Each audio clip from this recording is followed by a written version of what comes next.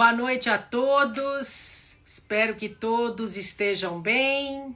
Estamos começando mais uma live aqui no meu Instagram e hoje com um convidado muito especial e um tema super importante, pessoal.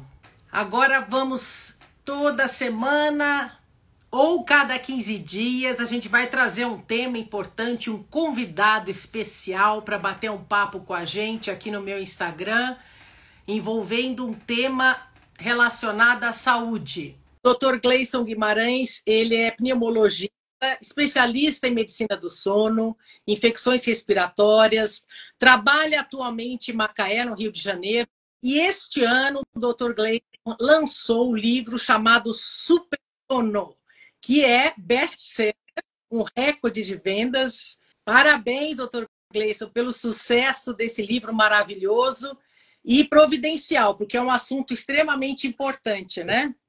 Verdade, Lúcia. Assim, eu me sinto muito honrado, né, e muito feliz, principalmente por conta da divulgação que tem acontecido com relação ao livro e do tema, né? Eu acho que é sempre muito importante a gente discutir sobre o tema sono.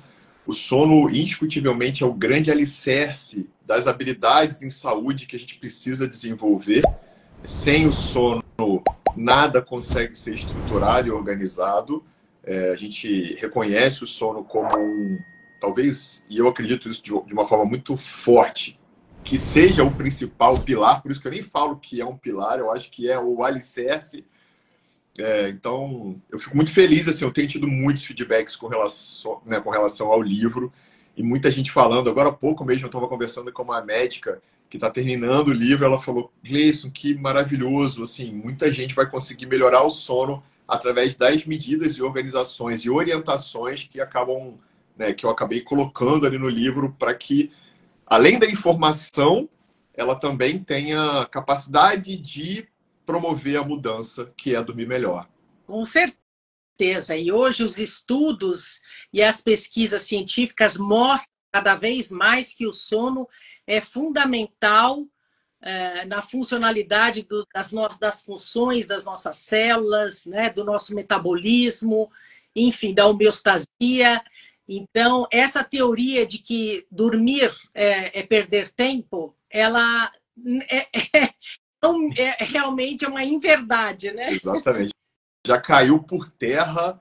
Se um dia já esteve, né, na discussão, isso realmente caiu por terra. Eu acho que a gente falava muito, costumava falar, eu mesmo lá atrás falava: eu acho que dormir é uma perda de tempo. Mas depois que você começa a entender o quanto é fundamental esse tempo de reparo e de restauro que acontece com todas as nossas máquinas celulares durante a noite, no descanso, no repouso do sono, a gente consegue realmente entender o quanto que de impacto positivo eu tenho com um sono de qualidade e quantidade adequados, e o contrário também, né? Então, se eu tenho um sono ruim, eu vou pagar alto por isso. E a gente sabe que 1/3 da nossa vida a gente passa dormindo, né? Então, assim, o sono ele tem uma importância enorme e vital para todos nós. E os estudos mostram cada vez mais o papel importante do sono reparador para as funções celulares, enfim, né? E, obviamente, você falou, o sono ele tem um impacto importante na qualidade de vida. Dormir é essencial para conseguirmos realizar as nossas tarefas diárias com disposição, né, e vigor. E é justamente durante a noite, no sono, que essas funções elas são restabelecidas, né? Então, a qualidade do sono ela é indicador de qualidade de vida.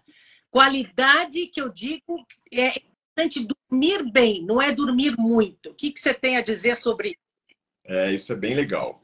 A gente precisa entender que, com relação ao sono, existem dois grandes parâmetros fundamentais para que a gente analise, né, e cada um individualmente reflita sobre o papel do sono na sua própria vida, né? Então, com relação ao sono, a gente tem dois parâmetros que seriam, primeiro, quantidade. Então, dependendo da minha faixa etária, eu vou, e aí no caso do adulto, eu preciso de 7 a 9 horas de sono para ter um tempo de ciclos do sono adequados.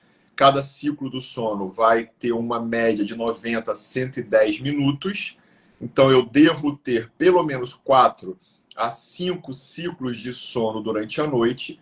E essa média me daria de 7 a 9 horas de sono, né, contando que cada ciclo tem, durante, né, a sua ocupação na noite, fases do sono superficial e fases do sono profundo, né, o N1 e o N2 do sono não REM, o sono 3, que é o sono profundo do não REM, e o sono REM sempre entrando e saindo de uma fase para outra. Então a gente precisa ter 4 ou 5 ciclos. Quantidade é fundamental. Agora, a gente também tem que entrar na questão da qualidade do sono.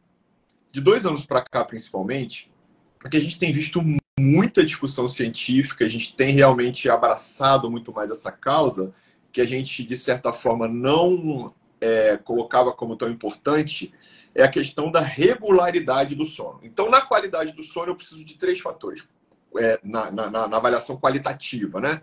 Então, seria a continuidade do sono, a regularidade do sono e ciclos de profundidade do sono. Então, profundidade, regularidade e, né, continuidade. Continuidade, eu imediatamente tenho que pensar, o sono não pode ser muito fragmentado, porque um sono muito fragmentado é um sono que não repara.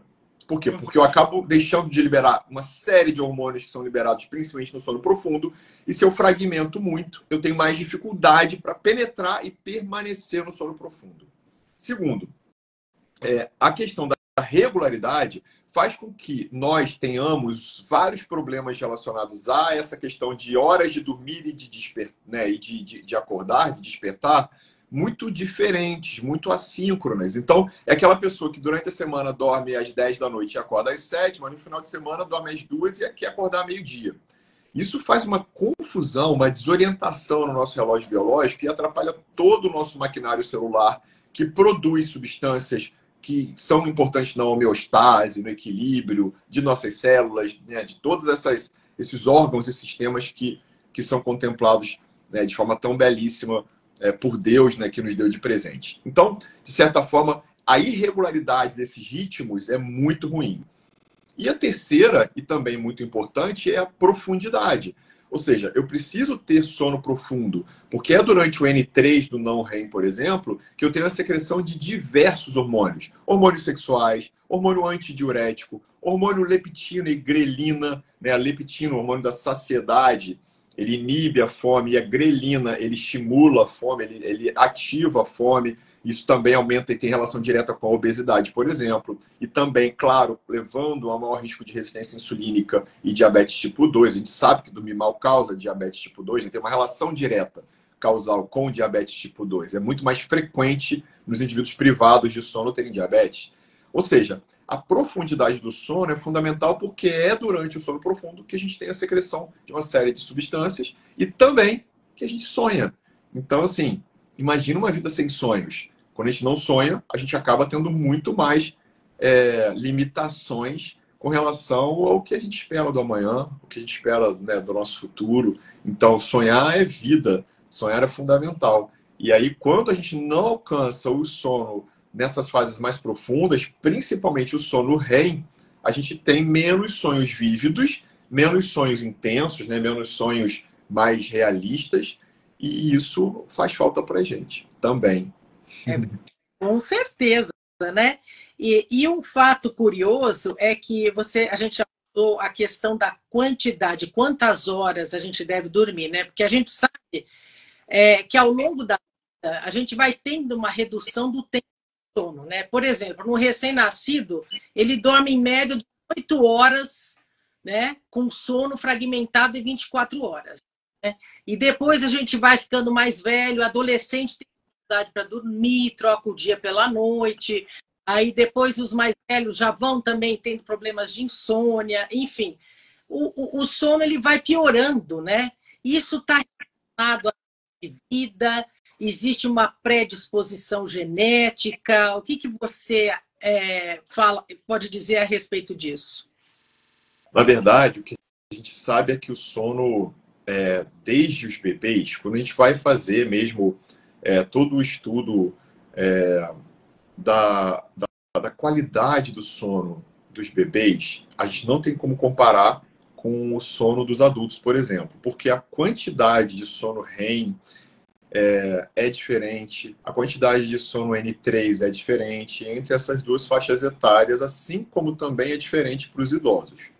O que a gente entende é que fisiologicamente a gente tem o que a gente precisa.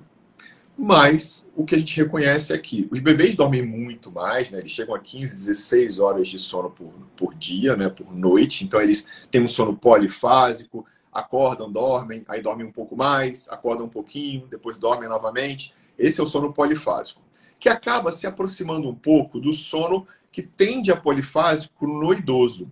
Então, depois de 60, 65 anos, a gente pode ter novamente um retorno a esse sono que acaba sendo um pouco mais fragmentado. Então, o idoso ele tem 5, 6, 7 horas de sono noturno, mas ele acaba precisando complementar esse sono com uma horinha a mais por dia, né? Logo depois do almoço, até as 3 da tarde, por exemplo, para complementar esse tempo de sono que deve ser adequado, porque a necessidade fisiológica do idoso de dormir tende a ser um pouco menor.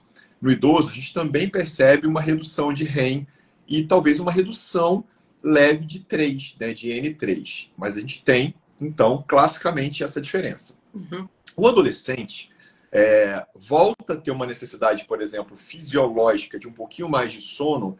Por quê? Porque pelas questões da puberdade, pelas questões hormonais e pela explosão metabólica que acontece nesse período, fisiologicamente, eles têm uma necessidade de dormir um pouco mais. E a gente, erradamente, fala, dorme muito, é preguiçoso. Na verdade, não é preguiça, é necessidade fisiológica, biológica. Então, a gente entende que o adolescente, ele, teoricamente, vai dormir 10, 11 horas e tá tudo bem. É uma necessidade fisiológica, biológica dele. Então, a gente tem essas nuances mais importantes, né? O bebê, a criança de 5, 6, 8 anos, ela já se restabelece ali com 9 horas de sono, 10 horas de sono, às vezes 11 horas, né? De 9 a 12 horas de sono. E o adolescente estrutura isso de novo, né? Porque a criança de 9, 10, 11 anos, ela já diminui um pouquinho a necessidade de tempo de sono. Aí o adolescente volta e estabelece isso de uma forma um pouco mais significativa, de necessidade de tempo de sono. Mas o adulto, em geral, de 7 a 9 horas. Perfeito, perfeito. Olha aí, gente. Adulto de 7 a 9 horas de sono, que é recomendado para a gente ter uma boa saúde e qualidade de vida. Mas a gente percebe também, doutor Gleison, que, por exemplo, tem pessoas que falam assim, eu funciono mais de madrugada, eu funciono mais trabalhando à noite. Óbvio, existem profissionais como segurança, médicos, plantonistas, né? Algumas atividades que exigem o trabalho noturno, né? Vamos dizer assim, no caso profissionais é uma atuação profissional de trabalho, mas tem gente que fala que consegue só trabalhar de madrugada. Isso não pode afetar a saúde da pessoa? A gente, quando avalia o indivíduo com tendência maior a estar apto a atividades trabalhistas, né, atividades laborais noturnas, a primeira coisa que precisamos fazer é identificar o cronotipo do indivíduo. Ou seja, qual é a tendência natural, fisiológica, talvez por caracteres genéticos envolvidos.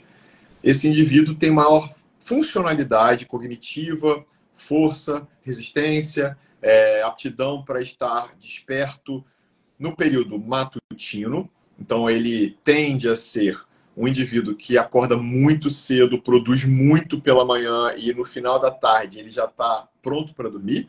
Ou ao contrário, esse trabalhador noturno, como é o ideal que a gente selecione essas pessoas, tem uma avidez pela noite, ele funciona muito melhor à noite, a concentração, a atenção e memorização dele é muito melhor à noite.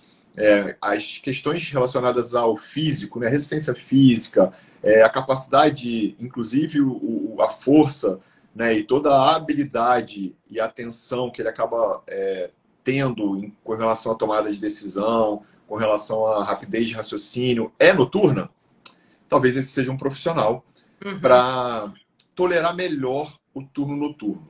Bom, Todo mundo nasceu para trabalhar à noite? Não. Definitivamente nós não nascemos para trabalhar à noite.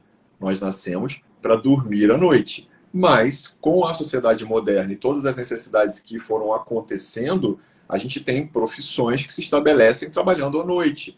E aí, por isso, a gente tem que ter muito cuidado, primeiro, em selecionar quem terá menos risco trabalhando à noite, para que a gente não tenha um impacto tão negativo na saúde. Por quê?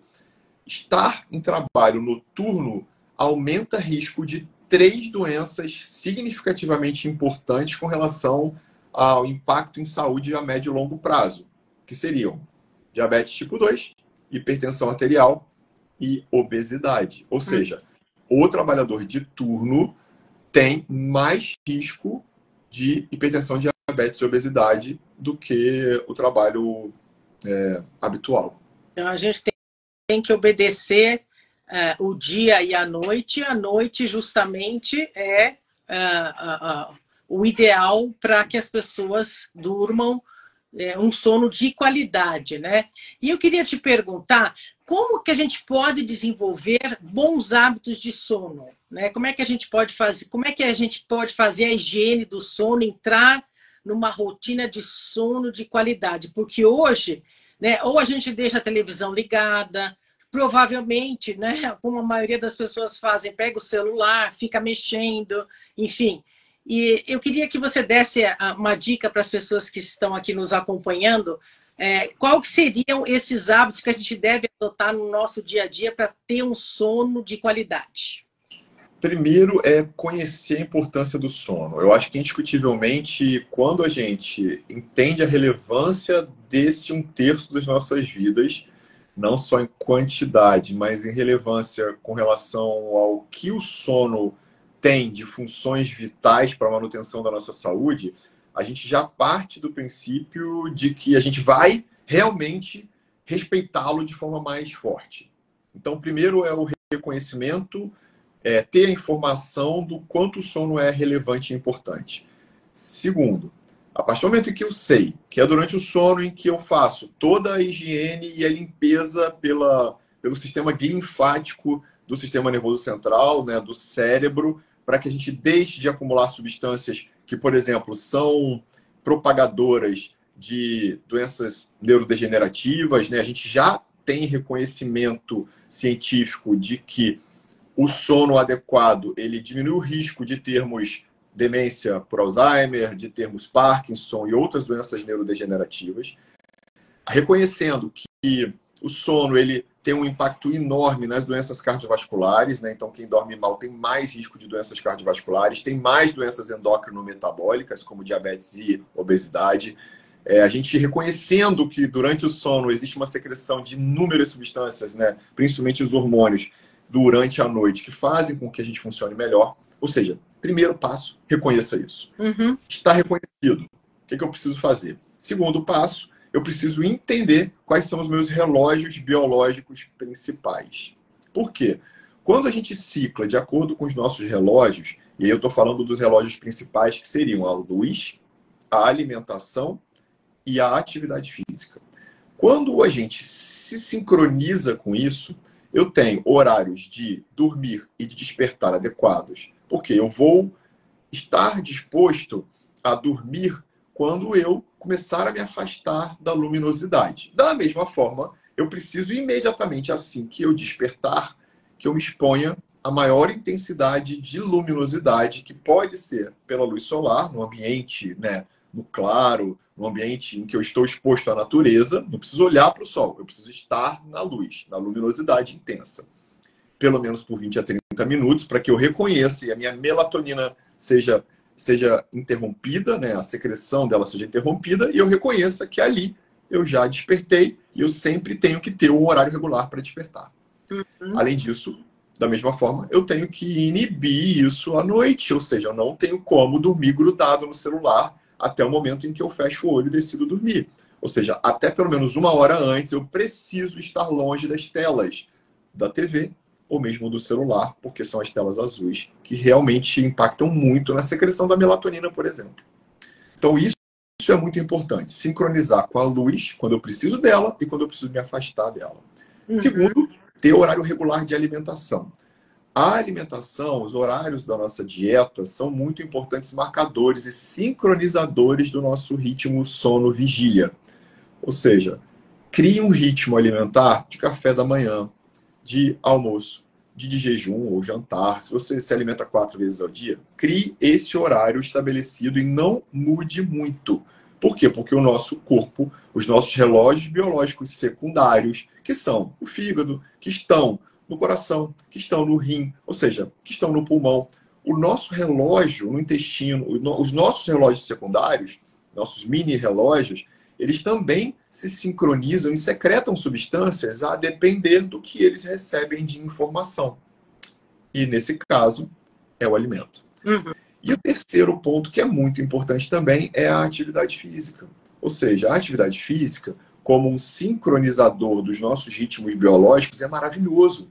Por quê? Porque é indiscutivelmente ela que vai fazer com que eu aumente minha resistência vascular periférica, aumente minha frequência cardíaca, aumente minha pressão arterial, naquele horário estabelecido todos os dias. E é claro que isso também mobiliza uma série de substâncias promotoras de saúde, né, e liberadoras de endorfinas, liberadoras de substâncias do prazer, quando a gente está submetido à atividade física, né, à prática do movimento. E aí tudo isso também é um fator sincronizador muito importante. Esses são as duas grandes orientações para quem quer dormir melhor. Isso já ajuda muita gente. Mas existem diversas, inúmeras orientações que precisam ser feitas para que a gente realmente consiga abolir os hábitos de vida que desconstroem a nossa rotina de sono ideal e fortalecer esses hábitos que realmente consolidam um sono melhor. Com certeza, né? E o pessoal que está nos assistindo aqui, aproveitem bem essas dicas do Dr. Gleison, que é um expert no assunto, e vamos aplicá-la aí no nosso dia a dia para termos um sono de qualidade. E, Dr. Gleison, uma outra pergunta que chegou aqui para nós, e eu gostaria também que você esclarecesse, como é que a gente pode diferenciar a insônia e a dificuldade de dormir?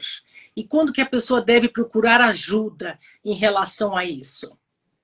A dificuldade para dormir, ela acaba sendo um conceito trabalhado no diagnóstico do transtorno de insônia. A insônia, ela pode ser aguda e ela pode ser crônica. A insônia aguda, ela geralmente tem causas mais bem estabelecidas e geralmente não causa tanto dano na qualidade de vida do indivíduo. Ela é mais pontual. É claro que isso também pode reverter em uma série de consequências, mas a preocupação maior é com a insônia crônica. A insônia crônica, teoricamente, é aquela insônia em que o indivíduo tem dificuldade para iniciar o sono, para manter o sono ou um despertar precoce na noite e não conseguir voltar a dormir. Então são as 3 formas de insônia: insônia de início de noite, de manutenção e de fim de noite. E essas características fazem com que o indivíduo tenha impacto no seu dia. Ou seja, ele vai ter uma sensação de sono não reparador, com uma análise de qualidade e quantidade do sono, e a gente tem que estudar exatamente o que está acontecendo com cada indivíduo, que reverbera na qualidade de vida dela. Ou seja, a insônia passa a ser um transtorno quando ela realmente começa a interferir na qualidade de vida, no desempenho, na performance, nas outras doenças comórbidas, né? E a gente pode chamar de insônia comórbida, por exemplo, quando ela tem relação ou uma associação com uma outra doença que favorece a insônia, por exemplo, crises de asma, né? ou insuficiência cardíaca congestiva não bem tratada e não bem conduzida. Então, essas condições também geram insônia, porque o indivíduo acaba tendo dificuldade para se manter dormindo. Ou seja, né? Insônia é isso, é a dificuldade para dormir ou se manter dormindo. Teoricamente, se a gente for resumir de uma forma muito, muito simples. E é óbvio que a gente precisa entender toda a estrutura que envolve esse indivíduo com insônia, porque a insônia não tem como seu princípio terapêutico, né? Ou seja, como sua força de resolução, a medicação em primeiro plano. Ou seja, quando a gente fala de insônia crônica, seja ela de início, de meio ou de fim de noite, a gente precisa entender que o que a gente vai ter que mobilizar desse indivíduo são os seus hábitos e comportamentos. Ou seja, é por isso que a gente já sabe que 75% das pessoas que têm insônia precisam ser abordadas com terapia cognitivo-comportamental e com sucesso nesse grupo. Apenas 25% vai precisar de terapia medicamentosa associada à terapia cognitivo e comportamental. Ou seja, mudar comportamentos, crenças, hábitos, atitudes, geralmente ajudam muito nesses indivíduos que têm insônia crônica. Com certeza. Então, isso é uma informação importante, que o medicamento é a última opção. E hoje a ciência mostra, os estudos mostram cada vez mais que pequenas mudanças de hábitos de vida podem melhorar e muito a qualidade do sono, né? E as pessoas têm que ter essa consciência, porque o remédio é só em últimas instâncias, né? Eu acho que tem poucas situações que a medicação precisa entrar inicialmente. Existem indicações sim, mas não são a maioria. O que eu costumo dizer muito é que as pessoas vêm para uma consulta de insônia já esperando com qual receita elas sairão da consulta. E aí, quando elas saem com um plano de ação em que o que elas vão precisar mobilizar é muito mais do que a higiene do sono, tá, gente? A TCC, ela engloba a higiene do sono, mas ela não é somente a higiene do sono. Existem várias outras estratégias dentro da terapia cognitiva e comportamental que, associadas, demonstram resultados extremamente felizes. Então, só para a gente entender que terapia cognitivo comportamental não é só ajustar a luminosidade, afastar a TV do quarto, ou não tomar café à noite. É muito mais do que isso, porque envolve uma série de estruturas com relação a controle de estímulos, redução do tempo total na cama, né, além da higiene do sono, e outras abordagens de desconstrução de crenças e comportamentos que muitas vezes são enraizados, né, agarrados à pessoa que já construiu esse comportamento de insônia muitas vezes desde criança. Com certeza, né? Essas mudanças de hábitos, muitas vezes, elas não são fáceis, né? São culturais, né? Familiares, às vezes até você tem um componente genético aí também, né? Epigenético, vamos chamar assim. Então, realmente, precisa se procurar um profissional qualificado para justamente trabalhar essas mudanças para elas serem benéficas e ter esse impacto positivo no sono das pessoas, né? Mas é uma dica... Só isso? Se fosse só isso, né, Lúcia? A gente não teria nenhum médico com insônia. O médico conhece, né, sabe o que está certo, o que está errado. Por que a gente também tem insônia? Porque não é só isso. É verdade. Então, exige aí um trabalho maior, né, de profissionais especialistas em mudanças de hábitos para poder provocar essa mudança necessária. E falando em qualidade do sono, Dr. Gleison, a gente sabe que existem pessoas que roncam muito e roncam pouco, né? E isso está associado mais a homens, mulheres, a faixa etária. E eu queria também depois que você falasse um pouquinho sobre a apneia, é importante de se investigar, de fazer exames periódicos para, inclusive, ter uma qualidade do sono, né? Os distúrbios respiratórios do sono, eles começam geralmente com o ronco. E o que eu costumo dizer é que o ronco, ele já é um sinal de que alguma coisa não vai bem. Uma vez que roncar significa dificuldade para a passagem do ar pelas vias aéreas superiores. Quando o sono é totalmente silencioso e eu não percebo que a pessoa está dormindo, isso é maravilhoso. Ou seja, o ideal é que a gente não faça nenhum barulho durante a noite. Nenhum barulho de ranger de dentes, bruxismo, do sono, nenhum barulho de ronco, nenhum barulho de respiração mais forçada, com resistência aumentada da via aérea. Por quê? Porque quando isso acontece, ou um gemido, ou alguma coisa, provavelmente está ali fragmentando o sono desse indivíduo. Quando a gente sobe mais um degrau, a gente sai desse ronco, que é somente o que a gente chama de ronco primário, quando ele não tem associação com a apneia, e ele vai para um ronco associado a um distúrbio respiratório do sono que geralmente se aplica ao diagnóstico de apneia obstrutiva do sono.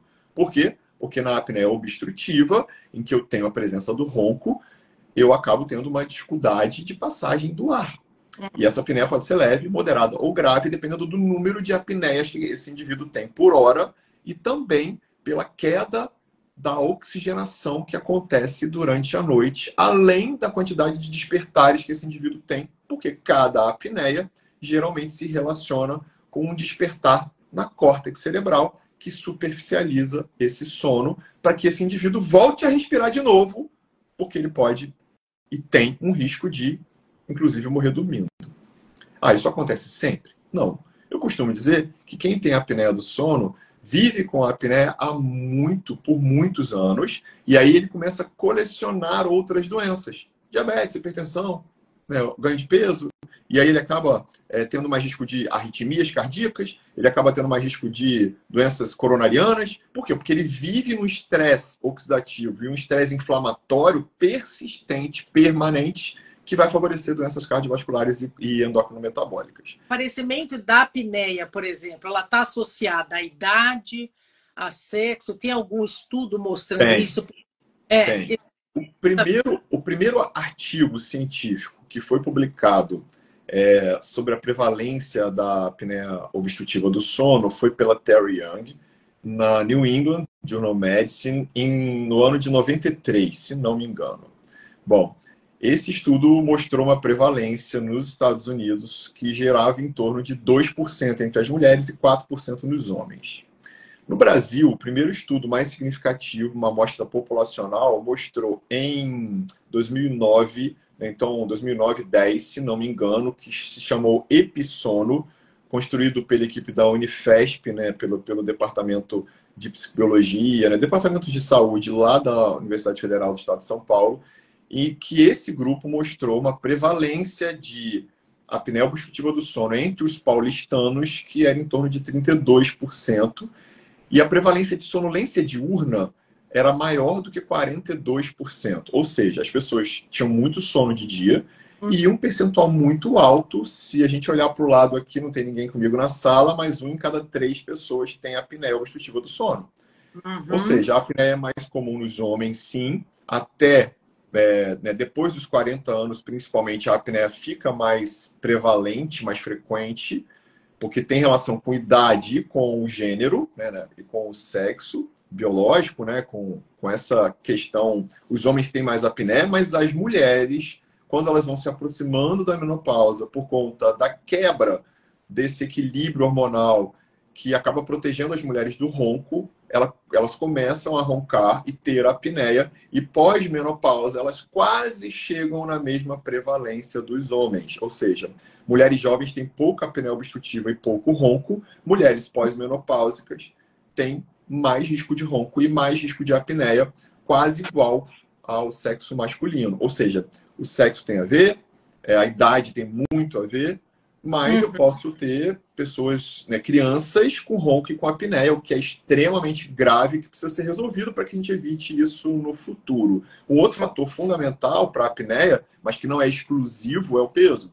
Então, quem está acima do peso, quem é um obeso, tem mais risco de ter dificuldade respiratória por obstrução da via aérea, mais ronco e mais apneia também. Não é exclusivo. Eu tenho pacientes magrelos que têm ronco e apneia grave. Nossa. Mas a gente reconhece que a obesidade é um fator favorecedor. E aí, doutor Gleison, é necessário que as pessoas procurem um médico, né, especialista no sono, justamente para fazer esse exame e tentar procurar um tratamento, porque vai impactar na qualidade do sono dessas pessoas e automaticamente na saúde, né? Muito, muito. Então, assim, a apneia do sono é uma doença extremamente subdiagnosticada e subtratada. E é um alarme que a gente precisa fazer, porque a minha avó achava que roncar era normal. Agora, hoje não tem como ninguém achar que roncar é normal. Roncar é um problema de saúde que pode denunciar uma série de outras questões muito significativas e importantes. Então, se você ronca, preste atenção ao seu sono, peça para o seu companheiro ou a sua companheira te gravar dormindo e observe se você, porque muitas vezes a gente observa a apneia, né, a parada respiratória do paciente do lado, só filmando, né? Então, se essa parada dura mais que 10 segundos e se esse indivíduo tem sono de dia, cansaço, irritabilidade, mau humor, desânimo e tem mais de 5 paradas respiratórias por hora, teoricamente, o diagnóstico de apneia do sono está feito. Só precisa da polissonografia para confirmar. Mas sintomas clínicos típicos, mais polissonografia com índice de apneia maior do que 5 por hora, é a apneia do sono. E a apneia do sono causa insônia, a apneia do sono causa sono não reparador, a apneia do sono pode ser revestida de outros sintomas clínicos. Por exemplo, como noctúria. A pessoa que acorda 4 vezes à noite e acha que é porque operou a próstata 2 meses atrás e nem tem mais próstata aumentada. Ou seja, não tem outra causa de noctúria, né, do xixi várias vezes à noite. Qual é a causa? É justamente a apneia, que não está permitindo que a gente entre no sono profundo, no N3, que é quando a gente secreta o ADH, o hormônio antidiurético. Então a noctúria é secundária à apneia. Ah, não, mas eu não acho que é apneia, não, porque eu ronco há muito tempo. Pior ainda, porque você já está roncando há tanto tempo que a flacidez da musculatura da sua via aérea deve estar tão mole, tão colapsável, que a chance dessa noctúria, desse xixi, que acontece mais de 2 vezes à noite, que não é normal, porque não é normal ninguém acordar à noite para urinar, a gente tem a secreção do ADH, que é o antidiurético, que é feito, Deus deu de presente, para a gente não acordar para urinar à noite. Nossa, que informações valiosíssimas. Olha aí, gente. Vamos aproveitar aí as dicas do Dr. Gleison. E se você ronca ou o seu companheiro ou companheira ronca, é bom investigar, porque pode estar impactando na sua saúde. E é uma coisa que poucas pessoas abordam, né, Dr. Gleison? Essa questão do ronco, eu acho até normal. Ah, não, ele ronca mesmo. E não é, eu acho que tem que se investigar sim, que às vezes tem uma apneia importante, isso pode estar impactando na sua saúde, enfim, e a incidência de doenças crônicas e importantes no futuro também, né? Exatamente. E a gente precisa perguntar sobre o sono, né?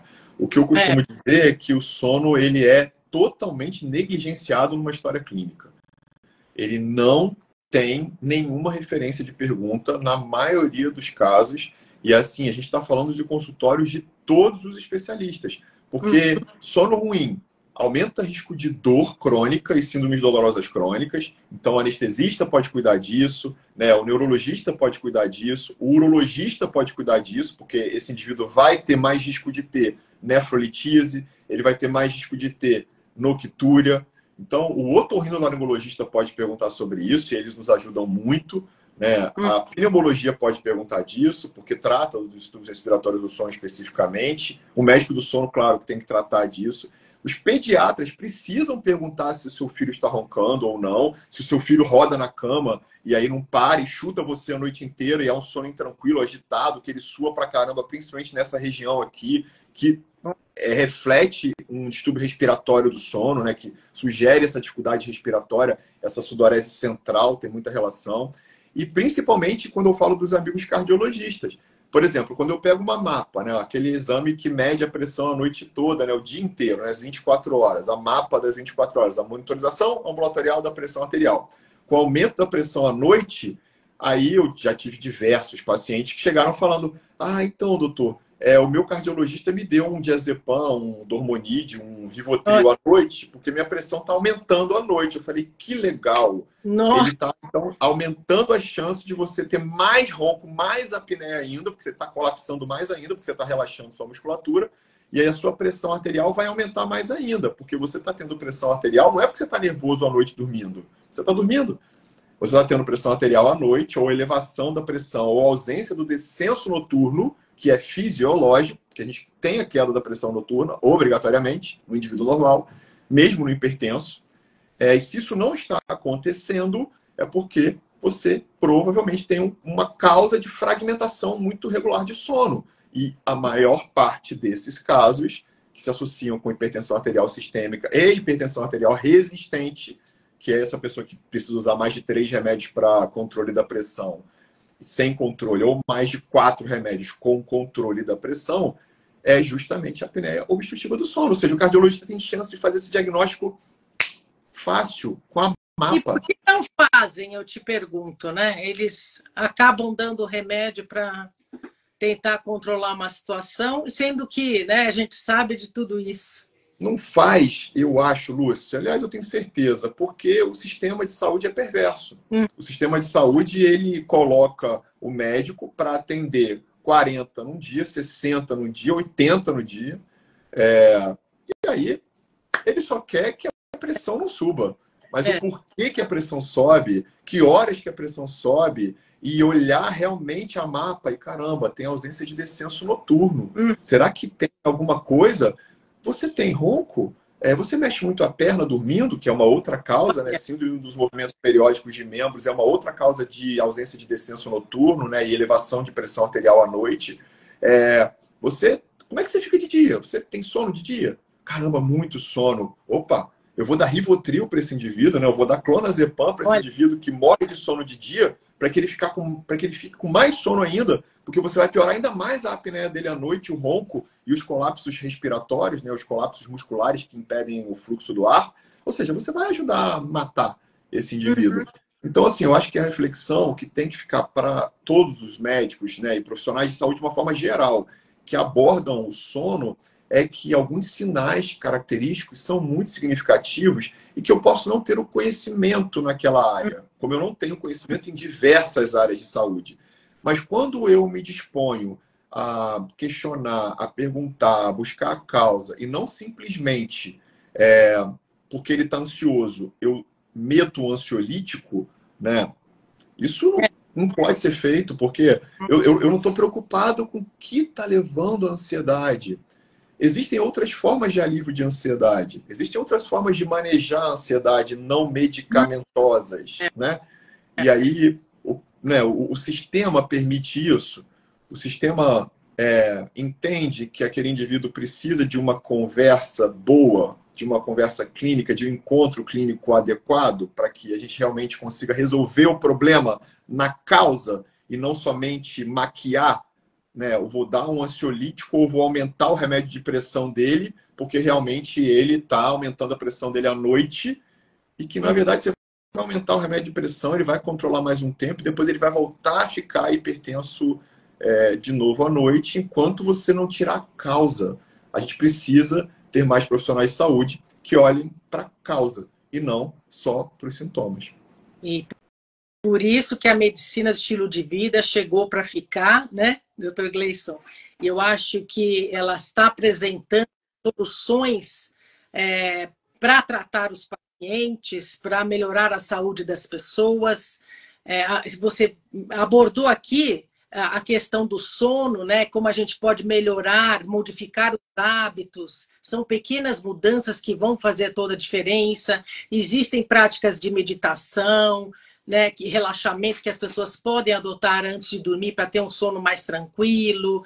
Enfim, a gente tem que trabalhar esses pilares da medicina de vida para justamente melhorarmos a nossa saúde. Isso é fato e a ciência está mostrando cada vez mais isso para nós, né? Até tem um documentário na Netflix abordando a vida dos centenários, né? Perfeito, das Blue Zones. Das zonas azuis, né? As pessoas querem saber, puxa, todo mundo quer viver mais, com qualidade e melhor, obviamente. Então a gente está indo atrás dessas informações e a gente sempre cai nas mesmas respostas. São os nossos hábitos que vão determinar a nossa saúde. São pequenas mudanças que a gente pode fazer para ter uma mudança de vida e ter uma saúde de qualidade. E o sono está também nisso. Um sono de qualidade vai refletir na qualidade da nossa saúde e na qualidade da nossa vida, no nosso bem-estar, no nosso humor, na nossa disposição, né, Dr. Gleison? Sem dúvida. E o que eu entendo muito, né, com relação às Blue Zones, né, que a gente pode ter em casa, né? Então, a gente não precisa ir para Okinawa, no Japão, e nem para uma cidade agitada, né, como é também, e que acontece uma região de Blue Zone nos Estados Unidos. O que a gente precisa e pode e deve fazer é criar a sua Blue Zone dentro de casa. me alimentando melhor, tendo a minha prática de atividade física diária, como é o meu sono, que deve ser diário e deve ser regulado e deve ser registrado naquele horário, né, com regulação mesmo temporal.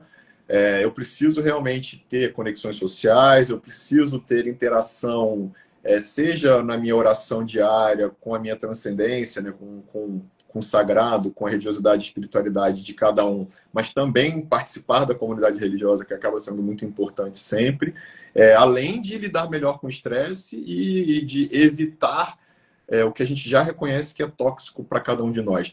Quando a gente adota esses pequenos hábitos e comportamentos que são totalmente ajustados na vida de cada um, eu consigo indiscutivelmente estruturar uma zona azul na minha casa e fazer com que meu filho se contamine, minha filha se contamine, minha esposa se contamine e todo mundo viva esse movimento que é magnífico, que é justamente do estilo de vida que deve ser ajustado para quem quer viver mais de 100 anos. Eu quero. Eu acho que é o desejo de todo mundo, né? Viver mais e com qualidade. E eu queria agradecer muito a sua participação aqui no meu Instagram, na nossa live. Queria também saber onde a gente pode encontrar o seu livro, que deve ter uma riqueza de informações relacionadas ao sono, onde é que as pessoas podem procurar. O livro Super Sono está nas principais livrarias do Brasil. Então, está em Congonhas. Hoje mesmo, um paciente meu me mandou uma foto, ele ainda está na vitrine de Congonhas. Muito legal, fiquei muito feliz. Que legal. Ele está na Aerobook de Congonhas. Então, está nas principais livrarias do Brasil, mas também está nas plataformas digitais. Ele também é um audiobook. Na verdade, audiobook ainda não. A gente está discutindo sobre isso, mas ele já um livro digital também. Então, para quem não gosta de livro físico, eu estou aqui com o meu, né? Eu fico aqui com ele toda hora, porque é um filho, né? Então, assim, é o Arthur, a Nicole e o Super Sono. Então, tá também nas plataformas digitais principais, na Amazon, tem várias outras livrarias. No link da bio do meu Instagram, do Dr. Gleison Guimarães, não da clínica, também tem o link direto para que a pessoa compre, né, receba em casa, através da livraria que é a distribuidora do livro principal. Então, assim, todo mundo consegue acessar facilmente o livro, tem muita informação, são quase 270 páginas, realmente falando muito, Lúcia, disso que a gente estava discutindo, assim. O que eu foquei muito é como que a pessoa pode, ao ler o livro, transformar a sua vida, né? Além da informação, que é o pilar base para que a gente busque a transformação, né, e consiga, né, êxito nessa transformação, eu trago também diversos instrumentos e ferramentas para que a gente consiga dormir mais e melhor. Muito obrigada. Excelente, Dr. Gleison. Está aí. Conversei aqui com o Dr. Gleison Guimarães, pneumologista, especialista em medicina do sono. Muito obrigada pela sua participação e até uma próxima. Tchau, gente. Foi um prazer, Lúcia.